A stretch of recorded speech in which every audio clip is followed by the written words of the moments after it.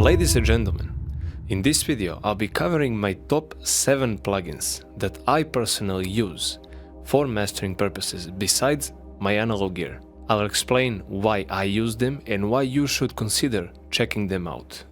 The first plugin I'll be mentioning is the legendary Blackbox HG2. Now this isn't a mid-side version of the plugin.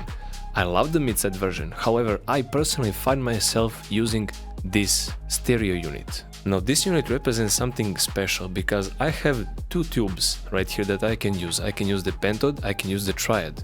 The pentode tube will actually introduce second order harmonics, while the triad will give you third order harmonics, a bit of that grittier type of distortion, which I find quite nice. However, I personally find myself using the pentode tube mode because it sounds more subtle and I can really warm up the low end. Now within this unit I also find this air amount knob right here very useful because I can really excite the high end and give that polish that I want on my masters. You also have this density knob which can make your master sounds a bit more denser.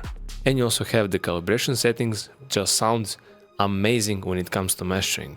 You can calibrate to dark, to normal or to bright mode, depending on how you want your master to sound. Next on the list is the Acoustic Audio's Ivory 5 Mastering Equalizer. I also love their mastering compressor, however this equalizer does something special for me because it emulates that old and very well known Mass-Select EQ. I can for example take this 14K band and I can lift by only 1 dB and it will give me that nice top end that I look for when it comes to mastering.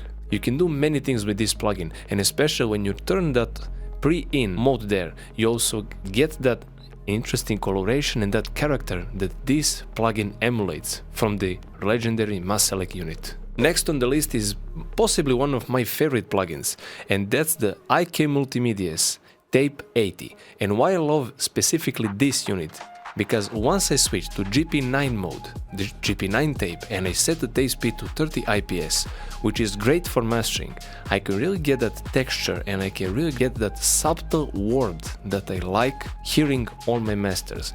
The only thing that remains is for me to set the input section, the output section, and I can also tweak the inbuilt EQ, which helps me to basically polish the master and create the perfect amount of high end and the low end. Now the next plugin can cause you both troubles and also can give something insane to your master, only if you know how to use it correctly and you practice using it constantly in your masters. It's Dr. MS by Matthew Lane. Now Matthew Lane, the creator of this plugin, presented me how this plugin works, and I was at first skeptical about the plugin until I tried it out on my masters.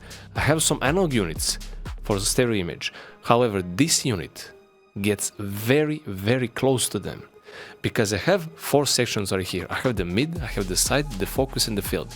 Mid and side sections are the most common sections you usually see on different processors. However, you don't have the focus and you don't have the field. These 2 sections can help you to basically create a new layer of width. Basically, you can make your mix or master sound 3D, which is completely insane.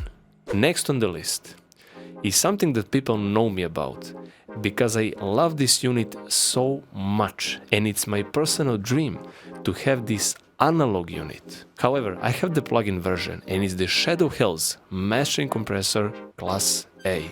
This unit deserves all the attention. It's not overrated. To me, it's underrated. This compressor offers 2 circuits, optical and discrete, or VCA. You can do so much. You can do in mixing, you can do in mastering. Strictly in mastering, you have different modes right here. You have the nickel, you have the iron, and you have the steel. Each mode offers different kind of tone, saturation, character, texture that you can add to your master. Personally, I mainly use nickel and steel. Nickel is very transparent and it can really give that nice touch and nice polish to the master. However, when you want to go really hard and when you really want to make the low end sound heavy in mashing or even in mixing on drums, I like using that steel mode. Really gives them nice texture there. Next on the list is one of my favorite EQ plugins when it comes to mashing, and is the Curve Bender by Chandler Limited. I like using this EQ as my mid-side EQ, mid-side additive equalizer, because this unit can really give that nice touch and nice polish to the top end, to the low end, to your vocals. As you can see here, I split the EQ between mid and the side, lifted the high end, and I also lifted the vocals in my mid section. However, I attenuated at the side section, which helped me to make the vocals sound more focused and more centered in the master itself. Very nice thing you can do with this specific unit. You can also lift the low end because this EQ sounds amazing on any kind of track, any kind of genre, anything you place it on. Last but not least, I'm going to introduce one limiter that I personally like a lot. And now you all think I'll be mentioning the Pro L2. I won't, even though I use that limiter a lot. It's a great limiter. However, I have a limiter that really does a nice job for me in my masters. Besides my analog limiter, I like using this one. It's the Vice DS1 MK3.